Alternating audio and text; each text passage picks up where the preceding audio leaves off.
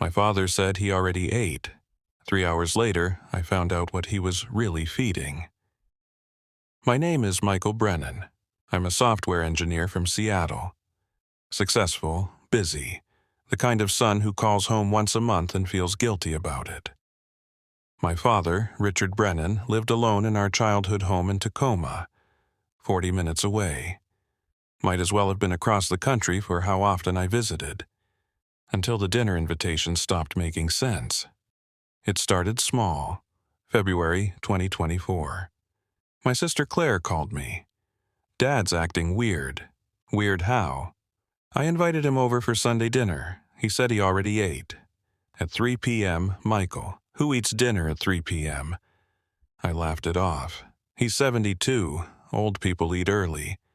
He's been doing it every week. Every time I invite him, same excuse. Already ate. Not hungry. Stomach's bothering him. Maybe he's not feeling well. Did you ask him? Of course I asked him. He says he's fine. But, Michael, I drove by the house yesterday. Grocery delivery truck was there. I saw what they unloaded. And 40 pounds of raw meat. I told Claire she was overreacting. Dad probably started meal prepping. Bought in bulk. Saved money. But she was persistent. When's the last time you had dinner with him? I thought about it. Christmas. 3 months ago. Before that, maybe Thanksgiving. Go see him, Claire said. Tonight. Don't call first. Just show up. So I did. I arrived at 6:30 p.m. Dad's truck was in the driveway. Lights on inside. I knocked. He answered after a long pause, looked surprised. Michael, what are you doing here? Thought I'd surprise you. Maybe grab dinner? His face changed. Just for a second.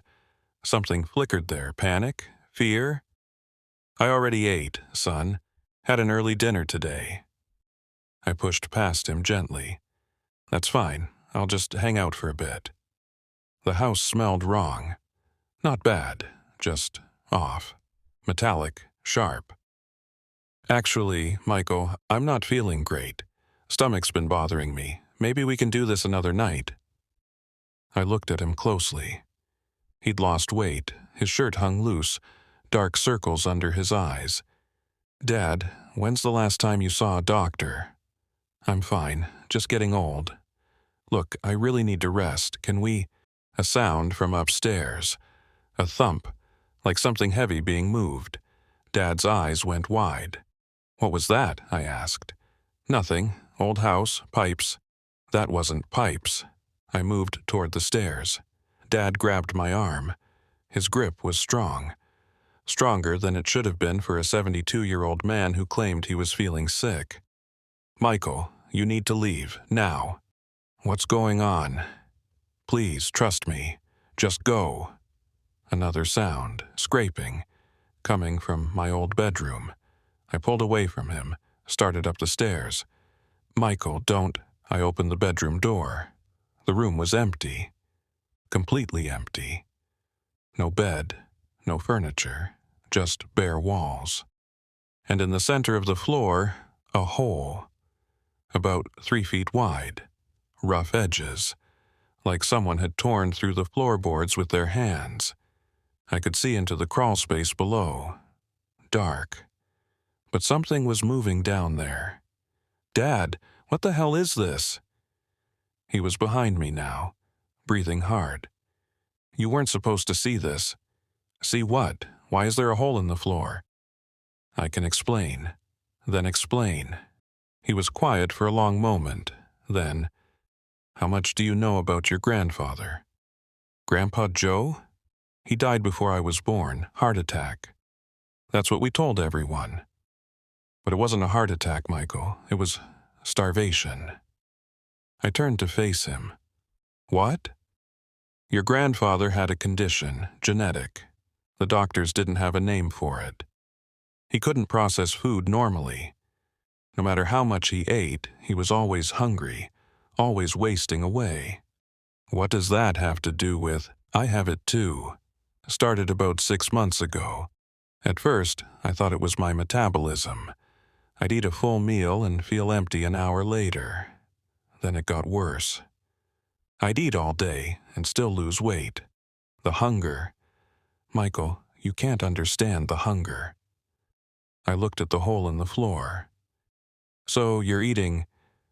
What, you're hiding food down there? No, I'm feeding what I become. He lifted his shirt. His torso was covered in dark veins. They pulsed, moved under his skin like something alive. Every night, around 8 p.m., I change. Not completely, but enough. I get stronger, faster, and the hunger becomes unbearable. If I don't feed it, it takes over completely. I backed away. This isn't real. This is some kind of... I've been feeding it raw meat, 40 pounds a week. It's the only thing that keeps me human. But it's getting worse. The meat isn't enough anymore. I can feel it wanting more. We need to get you to a hospital. They can't help. I've been to 6 specialists, run every test. They can't find anything wrong, because it's not medical, Michael. It's something else, something in our bloodline. The scraping sound again. Louder now. Dad looked at his watch. 7:47 p.m. You need to leave now, before it starts. Before what starts? His breathing changed, heavier. His hands started shaking. Before I can't control it anymore. I ran, got in my car, called Claire. Something's wrong with Dad. Really wrong. We need to... Michael, slow down. What happened? I told her everything. The hole, the veins, what he'd said about Grandpa Joe. She was silent for a long time. Michael, I need to tell you something about Mom. What about her? She didn't die in a car accident. My blood went cold. What are you talking about? I was 12. I remember the funeral. You remember a closed casket. Do you remember seeing her body? I didn't. Dad told me the truth last year. Made me promise not to tell you. Mom had the same condition. It got worse after she had us. She tried to fight it, tried to stay human. But one night, Claire, finish the story. One night, she couldn't control it anymore. She attacked someone. A neighbor. Dad found her. He had to stop her. There was no other way. You're telling me Dad killed Mom? I'm telling you he saved her from becoming something worse. And he's been living with that guilt ever since. That's why he pushes us away. Why he won't eat with us. He's trying to protect us. I looked back at the house. The lights were off now. All of them. He said the meat isn't enough anymore. Michael, listen to me. Don't go back there. Whatever he's becoming, we can't help him. But I was already getting out of the car. I went back inside. The house was dark. Silent. Dad? No answer. I found him in the basement, sitting in the corner, shaking. His skin had changed, darker.